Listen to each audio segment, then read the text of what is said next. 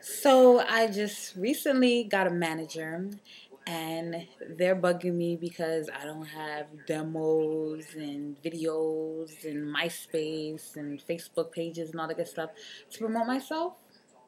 So I have to start doing so. And this is going to be my little warm up, doing it on Facebook first and then eventually venturing off into other venues and doing it like that, okay? So first thing I'm going to do is some poetry, and I'm going to do my favorite poem, The Bluest Eye. So here it is. Okay, cool. So maybe if I had those blue eyes, I'd be able to make this poem cry. But instead I sigh and hope that in time the world will identify my wide hips, my full lips, my brown skin, and be able to associate it with more than just hip-hop and struggling.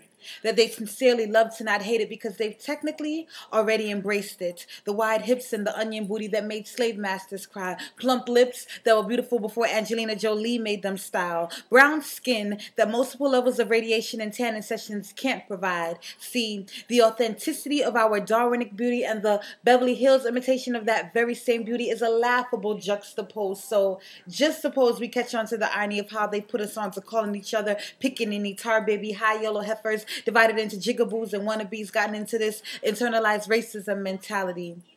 Check Spike Lee's School Days. And in these schools, they fill the minds of children with stories of sailing on boats, picking cotton, and singing slave songs. Tell them about Malcolm X and Dr. King, how they died for a great cause. Trick these kids into believing that racism's been cleaned up, all gone.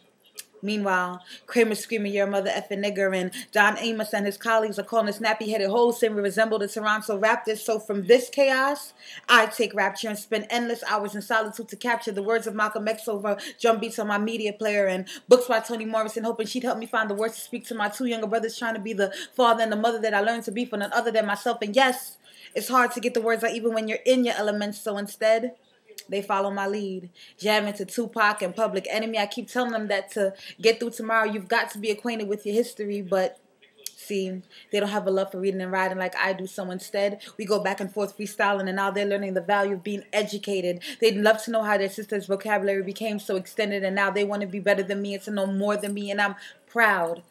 They're dedicated. Because, see, I looked up to sisters who hated me because out of 5, I was the only one my mom wanted to keep. And in the end, we learned to make it through some animosity and poverty. Now they've got monies and degrees, and I've got what I've always prayed for, an immediate family.